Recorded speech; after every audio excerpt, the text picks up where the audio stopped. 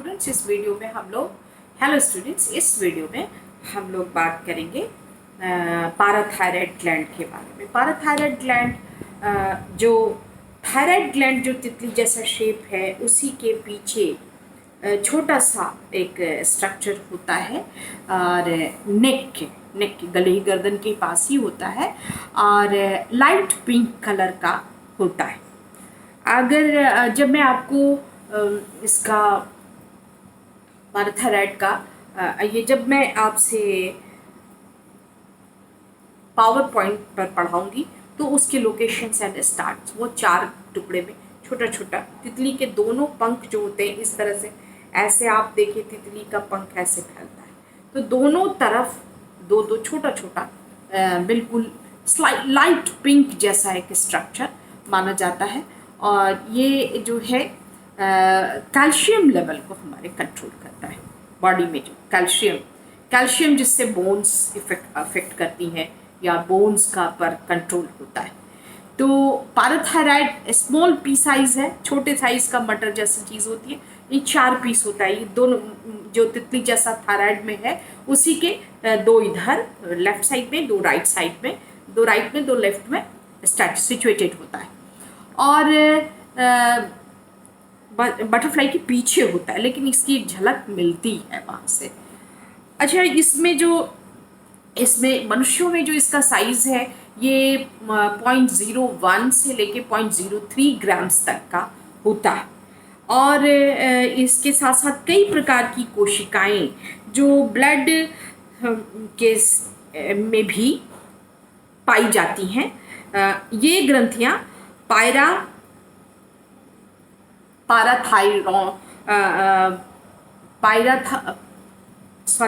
इसको हिंदी में लिखा रहता है तो समझ में नहीं आता है। तो ये हार्मोन जो है इनका पाराथायरॉक्सिन जो है ये करती हैं, इसका होता है। ये हार्मोन विटामिन डी के साथ मिलकर रक्त में कैल्शियम की मात्रा को बनाने का कार्य करता है।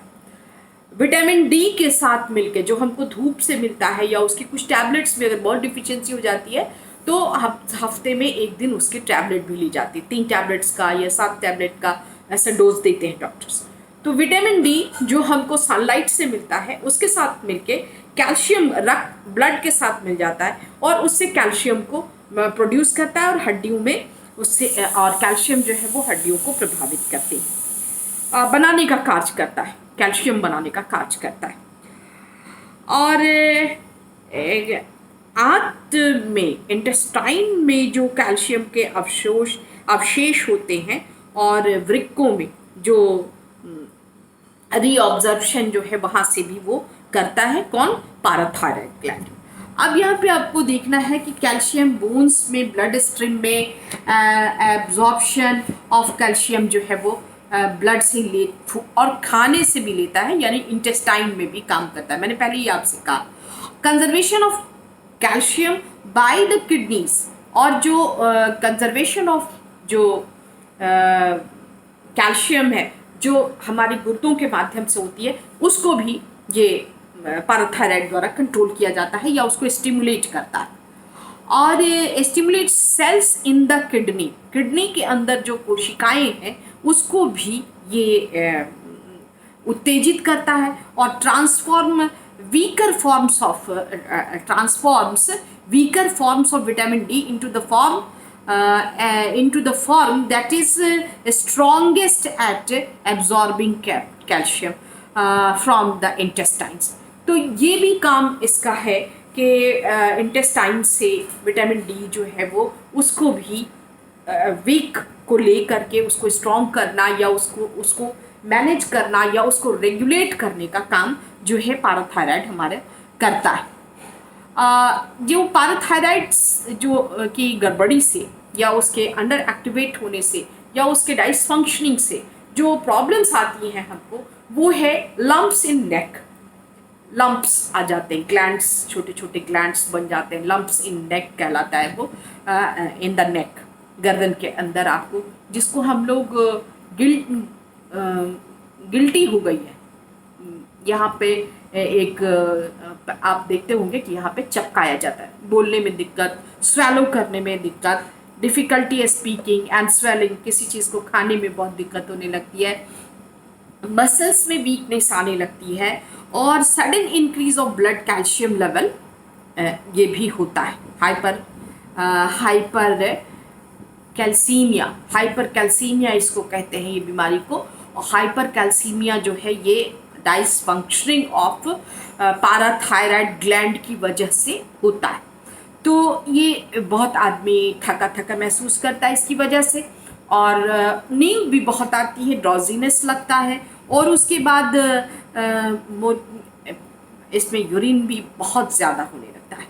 और जैसे यूजुअल जो पानी पिया उसके बाद बाथरूम गया, नहीं, ऐसा नहीं है, इससे ज़्यादा होने लगता है, बार बार बाथरूम जाना। बहुत सारी लड़कियों के साथ ऐसा प्रॉब्लम मैंने देखा है, मैं गर्ल्स कॉलेज में हूँ तो मुझे पता रहता है, वह लड़कियों के साथ ये दिक्कत देखी जाती है। तो these are the bone pain and broken bones, हड्डियों का टूट जाना बिना किसी वजह के, बिना किसी चोट के हड्डियां अगर टूट जाती हैं, it means there is some problem in parathyroid gland.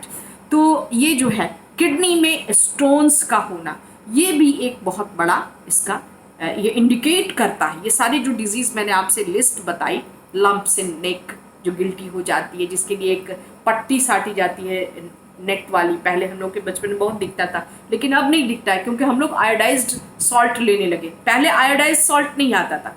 Iodised salt लेने से ये चीज़ जो है थायराइड एंड पैराथायराइड की ग्लैंड की जो परेशानियां हैं ये कम हो गई हैं।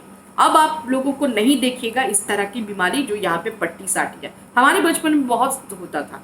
तो ये difficulty in speaking and swallow, ये भी एक प्रॉब्लम है। और उसके बाद मसल वीकनेस, जो हमारी मांसपेशियाँ हैं उसकी कमज़ोरी आ जाती है, बहुत सारी। अच्छा देखिए, उसमें टिटेनी जैसी एक बीमारी आती है हम लोगों में, उसका अपभ्रंश है टटैनी नहीं, टिटैनी, TETANNY, टिटैनी, या सिंगल NY, TETANY, टिटैनी। ये एक इंग्लिश वर्ड है।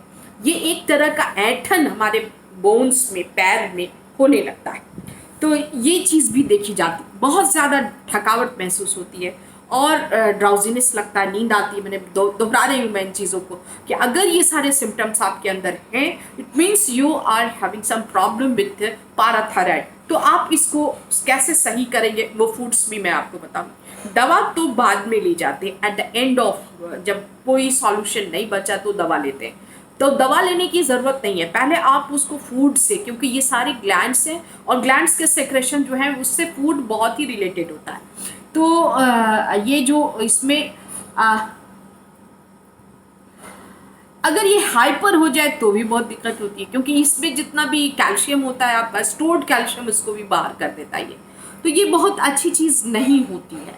और इसमें जो पाराथायराइड डिजीज़ है इसमें आपको वेट गेन होता है और इससे आदमी बहुत चिंतित रहने लगता है। अच्छा, ईट कैल्शियम, ये कौन से खाना कौन सा, ये बहुत ज़रूरी चीज़ है जानना आदमी को। इस एज में आप लोग फूड को बहुत ही, आप के जनरेशन के बच्चे जो हैं वो फूड को बहुत कैजुअली लेते हैं, but food is not, food की जो है इसको या तो बहुत ज़्यादा खा लिया, जंक फूड्स बहुत खाते हैं। इसमें जो खाना चाहिए, जो नहीं खाना चाहिए, इसकी बात हम अभी करेंगे। तो कैल्शियम रिच फूड आप लीजिए, कैल्शियम रिच फूड आपको खाना चाहिए, इंक्लूडिंग बीन्स, आलमंड बहुत ज़रूरी है।